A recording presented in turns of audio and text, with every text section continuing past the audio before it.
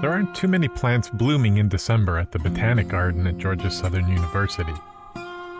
One of the rare exceptions is the red shield hibiscus. This time of year, most of our plants are either going dormant or have just recently bloomed. There's only a few. This is probably one of 3 plants right now that are still blooming. This is what's called a short day flowering plant, meaning that as the days get progressively shorter, it triggers this plant to go into full bloom. This plant is in the same family as cotton. It's very closely related to all of the tropical hibiscus that you see in the ornamental trade, related to our deciduous hibiscus that you often see used as shrubs, and ochras. It's very, very closely related to okra.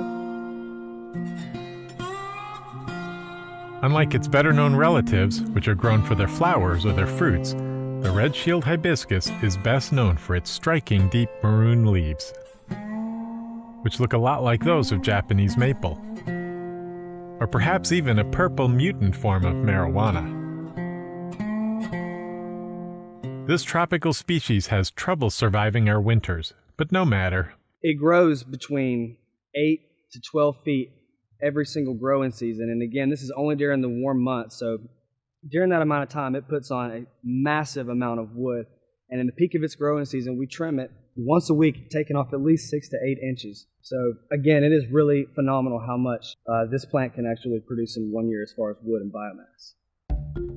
The red shield hibiscus is an allotetraploid, meaning it has 2 pairs of chromosomes that it inherited from different parent species.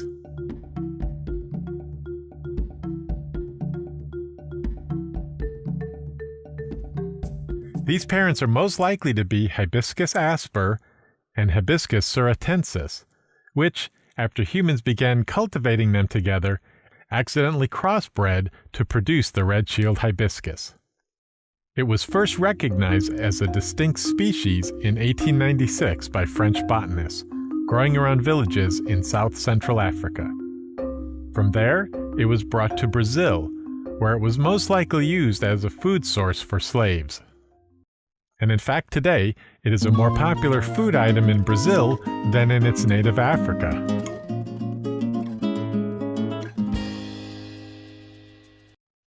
Thanks to their bright color and tart flavor, its young leaves are excellent in salads and stir-fries.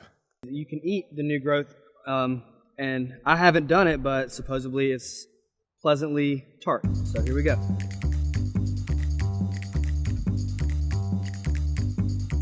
It is very good. It's actually not as tart as I thought it was going to be. It's pretty sweet. I would eat it. But use them sparingly. One thing I noticed, especially after I had swallowed, is the mucilaginous residue left in my mouth that really reminded me of okra. It had a very somewhat slimy feel after it had gone down. So very, very similar to okra.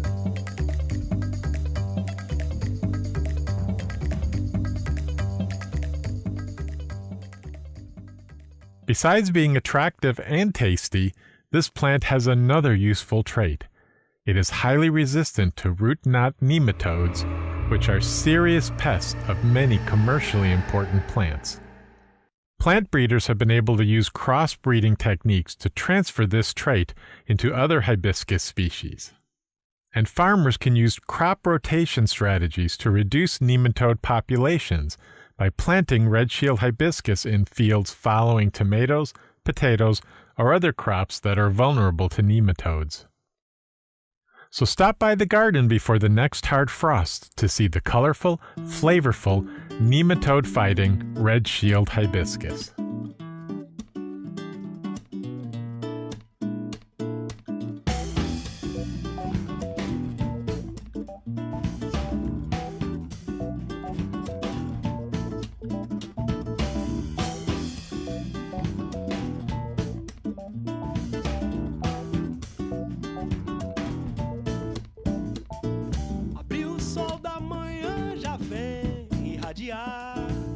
Todo mundo que precisa dele pra sorrir e cantar.